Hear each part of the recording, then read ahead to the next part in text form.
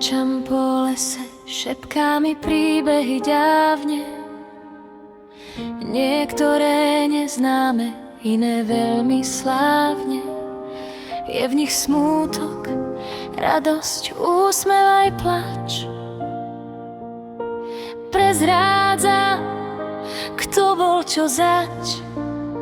V žilách nám prúdi popol a med. Sme dcery tých, čo poznali svet.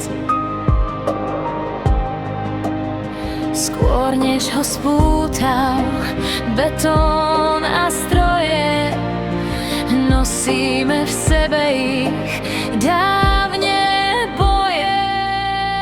Uprostred miest, v luku a v zóne stále nás budí bitie na pole.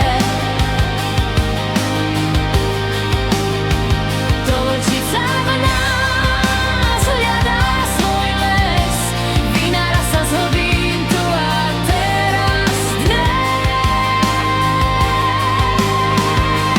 Sme ruky babíc, co nejítali dých, strážkyne tajomstiev v chvíľach tichých. V dlaniach nám vonia materina dúška, múdrosť, čo v búrkach osud nám skúša.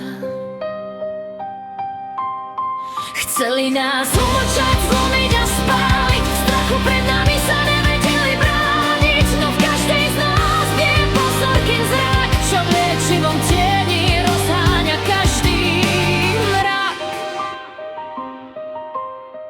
Nesieme vedomosť pod kožou skrytú, divokú rídzu, prastarú sítu.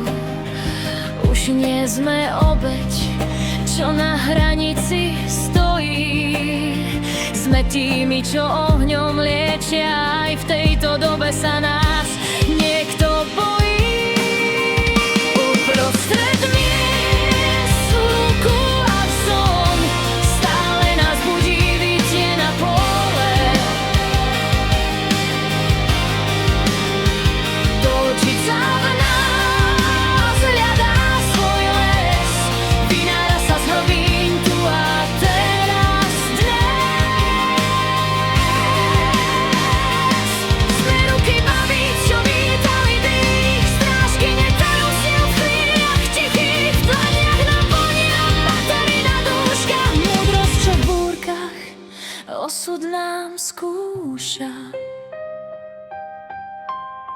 Chceli nás umlčať, zlomiť a spáliť, v strachu pred nami sa nevedeli brániť. No v každej z nás je pozorkyn zrak, čo v liečivom tieni rozháňa každý mrak.